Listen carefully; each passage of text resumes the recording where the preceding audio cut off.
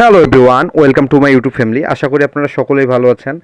আর যেহেতু টানা কয়েকদিন ধরে আমাদের এলাকাতে বৃষ্টি হচ্ছে, সেহেতু আসলে মাছদেরকে সেভাবে খাবার দেওয়া হচ্ছে না। কিন্তু আপনাদের সাথে একটা শেয়ার করলাম ভিডিওটা, কীভাবে আসলে মাছদেরকে যখন টানা বৃষ্টি হয় সে কীভাবে খাবার দিতে হয়। কিন্তু অনেকে খামারিগুলো এইভাবেই খাবার দেয়, প্রতিদিনই খাবার দেয়, এতে আসলে মাছের স্বাস্থ্য অনেক ভালো থাকে। আপনারা দেখতেছেন আমি আসলে খাবারে যেটা গুঁড়া আছে সেই খাবারের গুঁড়াটাকে আমি মিক্সড করে নিলাম। মিক্সড করার পরে দেন আমি সেটাকে কিভাবে দিই মাছকে, তার জন্য আপনাদেরকে ফার্স্ট টু লাস্ট পর্যন্ত ভিডিওটা দেখতে হবে। অনেক কিছু জানতে পারবেন ভিডিওতে। আর যারা যারা খামারি আছেন তারা তো অবশ্যই জানেন কিভাবে আসলে খাবার দিতে হয়। এখানটায় জাস্ট ছোটোভাবে একটা ভিডিও করতেছি, কারণ সব মাছদেরকে খাবার দেওয়া দেখাইলে আসলে বিশাল বড় ভিডিও হয়ে যাবে, এই কারণে আসলে শর্টকাটে করতেছি।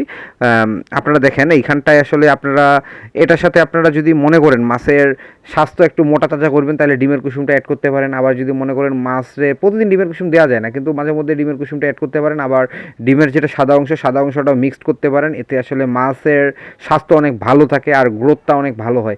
নর্মালিভাবে আপনাদেরকে বলি, যদি নর্মালিভাবে মাছদেরকে আপনারা মাছ বড় করতে আপনাদের সময় লাগে ধরেন 100 দিন, যদি আপনারা এই প্রক্রিয়াতে খাবার প্রতিদিন দেন তাহলে সেই মাছটা মোটামুটি আপনার 70 দিনের মধ্যে রেডি হয়ে যাবে, ওই সাইজ রেডি হয়ে যাবে। 100 দিনে যেটা হয় তো সেটা মোটামুটি রেডি হয়ে যাবে। আপনারা এইভাবে খাবার দিতে পারেন। মাঝে মধ্যে আপনারা এই খাবারের সাথে মিক্সড করে ডিমের কুসুমটা দিতে পারেন। এতে আসলে পানিটা নষ্ট হওয়ার ভয় থাকে না, যেহেতু আপনারা মিক্সড করে একবারে দিবেন, সেহেতু এটা পানির নিচেই থাকে। আর এইগুলা মেলামিনের বাটি, আপনারা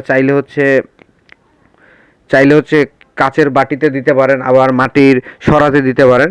এতে আসলে আরেকটা সুবিধা কি, এতে আসলে পানিটা নষ্ট হয় কম, আর খাবার সব দিকে ছড়ায় পড়ার ভয় থাকে না। আর যত খাবার বেশি নিচে ছড়ায় পড়ে তত অ্যামোনিয়া হওয়ার সম্ভাবনা থাকে। এতে আসলে মাছ মারা যায় খুব তাড়াতাড়ি। এই কারণে আসলে এইভাবে দিলে আপনাদের মাছ তেমন ক্ষতিগ্রস্ত হবে না। এই কারণে আসলে অনেকেই আসলে এইভাবেই দেয়। আবার অনেকে মাটির সরাতে দেয়, অনেকে কাচের বাটিতে দেয়, অনেকে মেলামিনের বাটিতে দেয়, যে যেইভাবে সুবিধা হয়। আমি আপনাদের ভিডিও করার সুবিধার্থে এইভাবেই আসলে দিই খাবার। আমিও নিয়মিত এইভাবে খাবার দিই। আর অনেকেই আসলে খাবার আবার অনেকেই বলবেন ভাই উপরে ভাসাই দিলেও তো হয়, কিন্তু ভাই বেশি পরিমাণ খাবার যখন আপনি দিবেন তখন আসলে পানিটা নষ্ট হওয়ার সম্ভাবনা থাকে। আর এইভাবে যখন আপনারা খাবারটা দিবেন, এতে আসলে খাবার সব দিকে ছড়াই যাওয়ার সম্ভাবনা থাকে না। এই কারণে আসলে আমি এইভাবেই আসলে খাবারটা দিই। আর সব খামারই আসলে এইভাবেই দেয়।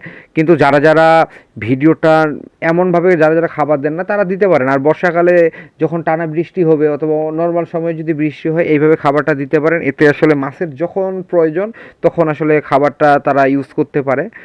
যখন যাদের খাওয়ার ইচ্ছা তখন সে খাবে। আর দরকার হলে আপনারা ডিমের কুসুমটাও মিক্সড করে দিতে পারেন। এতে আসলে পানি নষ্ট হবে না, কারণ যদি আপনারা ছড়াই দেন সব দিকে এতে পানিটা নষ্ট হয়ে যায়। কিন্তু আরেকটা জিনিস খেয়াল রাখবেন, অবশ্যই রাতের বেলা কিন্তু খাবারটা তুলে ফেলবেন, এতে কিন্তু পানি নষ্ট হওয়ার সম্ভাবনা বেশি থাকে।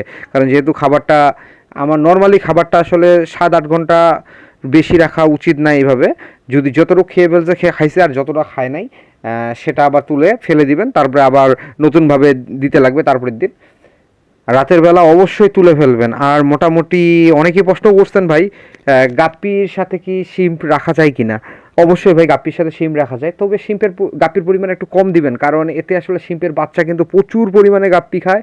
আর গাপ্পির স্বাস্থ্য মোটামুটি ভালো থাকে। যেমন আমি কিন্তু ভিডিওতে আপনারা একটু পরেই দেখতে পারবেন, এখানটায় আমি মোটামুটি গাপ্পির সাথে শিম্প রাখছি এক ট্যাঙ্কে। এটা হচ্ছে ইয়েলো কিং কোবরা শিম্প। এটা কেন রাখছি সেটা পরে বলবো একদিন, কারণ ভিডিওতে এটা নিয়ে একটা ভিডিও তৈরি করব। আর মোটামুটি এইভাবে গাপ্পি দিলে মোটামুটি গাপ্পির গ্রোথটা ভালো হয়। একটা পিওর ব্রিডের একটা দামি গাপ্পি রাখলেন তাইলে আসলে দেখবেন একবারে আপনি খাবারও যদি মাঝে মধ্যে না দেন তবুও দেখবেন এদের গ্রোথ যে পরিমাণ হয়, অন্যান্য গাপ্পি সেই পরিমাণ গ্রোথ হতে পারে না। কারণ লাইফ ফুড ব্যতীত আসলে গাপ্পির গ্রোথটা তেমন হয় না। এই কারণে আসলে বড় বড় যেগুলো খামারি আছে তারা লাইফ ফুডের উপরেই ডিপেন্ড করে। আর এই লাইফ ফুড খাওয়াইলে আবার একটা সমস্যা কি, লাইফ ফুড খাওয়াইলে আপনারা হবিস যারা আছেন তারা যখন নিয়ে যান বাড়িতে, লাইফ ফুড খাওয়ান না, ডিরেক্ট পিলেট খাবারটা দেন, তখন আসলে মাছগুলোকে টেকানো যায় না। এই কারণে একটা সমস্যা। আমরা উত্তরবঙ্গের মানুষ, দক্ষিণবঙ্গের মানুষ পোকা খাওয়ায়, ঢাকার মানুষও পোকা খাওয়ায়, যে বাংলাদেশের সব অঞ্চলের মানুষ পোকা খাওয়ায় বড় করে, কিন্তু উত্তরবঙ্গের মানুষ পোকা খাওয়ায় না। এই কারণে উত্তরবঙ্গের যেগুলো অ্যাকুরিয়াম ফিশ আছে এগুলো একটু স্ট্রং হয়। আর দক্ষিণবঙ্গের মাছগুলো আমরা উত্তরবঙ্গে আনলে বাঁচাইতে পারি না। আর এতক্ষণ ধরে যারা আমার ভিডিও কষ্ট করে দেখতেছেন তাদেরকে অসংখ্য পরিমাণে ধন্যবাদ। এবং যারা যারা আমার চ্যানেলে নতুন প্লিজ সাবস্ক্রাইব করবেন এবং আমার চ্যানেলের সাথেই থাকবেন। ধন্যবাদ আপনাদেরকে।